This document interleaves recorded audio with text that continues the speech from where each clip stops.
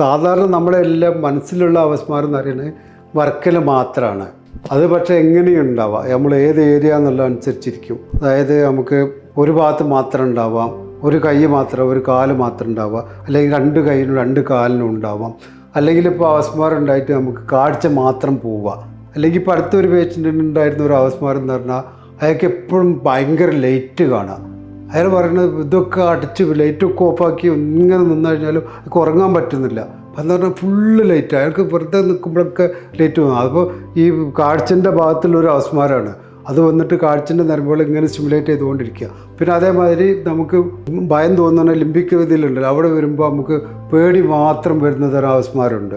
അല്ലെങ്കിൽ BP-ൻ്റെ അല്ലെങ്കിൽ ശ്വാസത്തിൻ്റെ ഒക്കെ ഏരിയയിൽ വരിക. ശ്വാസത്തിൻ്റെ കാരണമൊന്നുമല്ല, ആ ഏരിയയിൽ വന്നിട്ടുള്ള അവസ്മാരങ്ങളൊക്കെ വരിക. അപ്പോൾ അവസ്മാരം ഏകദേശം സ്ട്രോക്കിനെ പോലെ തന്നെ ഏത് ഏരിയ ആണോ നമ്മളെ ഏറ്റവും കൂടുതൽ ഇൻവോൾവ് ചെയ്തത് ആ ഏരിയക്ക് അനുസരിച്ച് പല പ്രസൻറ്റേഷനും വരാം. പക്ഷേ ഏറ്റവും കൂടുതലുള്ളത് ഇപ്പോൾ നമ്മൾ സ്ട്രോക്ക് എന്ന് പറയുമ്പോൾ അടഞ്ഞ സ്ട്രോക്ക് എന്ന് വിചാരിക്കുക. അതേപോലെ ഏറ്റവും കൂടുതലുള്ളത് ഈ രണ്ട് കൈയിനും രണ്ട് കാലിനുമുള്ള ഇത് ശരിക്കും GTCS എന്നാണ് പറയുക, ജനറലൈസ്ഡ് ടോണിക് ക്ലോണിക് സീച്ചർ എന്നാണ് നമ്മൾ ഇതിന് പറയുക.